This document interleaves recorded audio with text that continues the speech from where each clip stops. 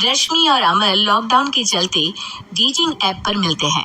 उसी बीच उनकी बॉन्डिंग बहुत अच्छी बन जाती है और दोनों एक दूसरे से प्यार करने लगते हैं। बस लॉकडाउन खत्म होते ही चट मंगी पट शादी। उससे पहले घर में बात तो कर लो। अरे माँ पापा कभी मना नहीं करेंगे। अमर की बात सुन रश्मि खुश हो जाती है। ऐसे ही दिन बीतते हैं और देखते ही देखते लॉकडाउन खुल जाता है, जिसके अगले ही दिन अमर अपने परिवार के साथ रिश्ता लेकर रश्मि के घर पहुंच जाता है। अभी लॉकडाउन खुला ही है और कोरोना तो खत्म भी नहीं हुआ, इसलिए ज्यादा कुछ ना करके अगले कुछ दिनों में छोटे फंक्शन के साथ शादी कर लेते हैं। अमर के पापा की बात पर सब सहमत हो जाते हैं।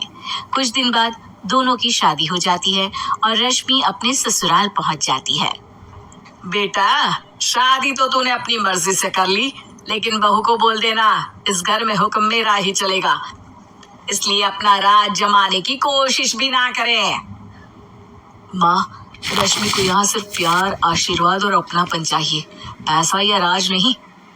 बेटी की बात पर सास मुंह बनाए वहां से चली जाती है और अब वो हर रोज रश्मि को परेशान करना और ताने देना शुरू कर देती है। देखो, ये है आजकल की लड़की, इंटरनेट पर लड़कों से बातें करते हुए इन्हें शर्म भी नहीं आती, और यहाँ तो देखो कितनी सीधी सुशील बनकर दिखा रही है। मम्मी, शादी के रिश्ते वाले इंटरनेट ऐप से जब किसी को कोई दिक्कत नहीं है, फिर डेटिंग ऐप के जरिए मिलना किस तरह गलत हो सकता है? रश्मि के डेटिंग ऐप वाली बात सुन उसकी हैरान सास तुरंत तुनक कर पूरे घर को सिर पर उठा लेती है, जिसकी आवाज सुन अमर और उसके पापा भी वहां आ जाते हैं। हाय मेरी माता, इतना बड़ा झूठ! डेटिंग ऐप को इंटरनेट के जरिए मिली है बोलकर इस कलमुही को मेरे सर ला बिठा दिया। अरे नास पिटी, तुझे जरा भी शर्म नहीं आई?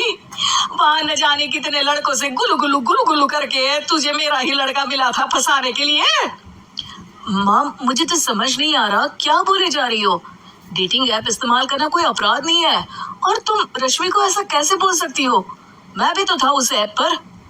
पहले उसके लिए माँ से झूठ बोला और अब लड़ाई कर रहा है। सास और अमर की बात सुनकर रश्मि हैरान खड़ी रहती है। अमर, तुमने घर में झूठ क्यों बोला? ये सब देख रही हो ना, इसी की वजह से झूठ बोलना पड़ा। एक तरफ अमर और रश्मि की ये बात चल रही होती है, वहीं दूसरी तरफ सास का नॉन स्टॉप क्लेश सबको परेशान कर देता है। सब एकदम चुप, जो हुआ सो हुआ, अब मुझे कुछ ना सुनाई दे। पति की बात सुन सास चुप होकर वहां से चली जाती है, लेकिन अब वो रश्मि के सिर दुनिया भर के सारे काम डालकर उसका जीना पहले से भी ज्यादा मुश्किल कर देती है। मम्मी, मैं आपका गुस्सा समझ सकती हूँ, आपको जो करना है कर लीजिए, मैं कभी कुछ नहीं बोलूंगी। उम्मीद है किसी दिन तो आपका गुस्सा शांत होगा और नफरत प्यार में बदलेगी। रश्मि की अच्छाई को उसका नाटक समझकर सास गुस्से के 7वें आसमान पर चढ़ जाती है और उसी शाम रश्मि को नीचा दिखाने के लिए अपनी सहेलियों को घर बुलाकर उसकी बुराइयां करने लगती है। अरे कौशल्या, क्या बताऊं, आजकल के बच्चे ना बहुत एडवांस हो गए हैं। पहले रिश्ते घर परिवार वाले सब देख परख के कराते थे, और अब ये लोग खुद न जाने कहां कहां मिलकर खुद ही सब कुछ पक्का करके हमें बता देते हैं। लड़की का कैसा दिन धर्म, कैसा ईमान, कैसा चरित्र कुछ नहीं पता, बस प्यार किया और घर लाकर बिठा देते हैं। अरे ऐसा क्यों बोलती हो? आजकल बच्चे अपने आप में बहुत समझदार हो गए हैं, और फिर पूरी जिंदगी तो उन दोनों को ही साथ निभानी है। अपनी पसंद से शादी कर भी ले तो क्या दिक्कत, तो ही देख ले, पहले इतना अच्छा बेटा और अब सोने पर सुहागे जैसी सर्वगुण संपन्न बहू। और पता है, अभी कुछ दिन पहले मेरी बेटी ने मुझे डेटिंग ऐप के बारे में बताया, जहाँ लड़का लड़की अपनी पसंद से अपने आप एक दूसरे को चुन लेते हैं, और फिर अगर सब सही रहता है तो बात आगे भी बढ़ जाती है। अरे इसमें इतना खुश होकर क्या बता रही हो? ये तो गलत है।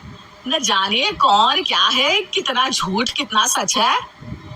अरे पर सोचो, जब तुम किसी के बताए रिश्ते को देखने जाते हो तो क्या एक ही बार देखने से सच झूठ का पता लगा सकती हो?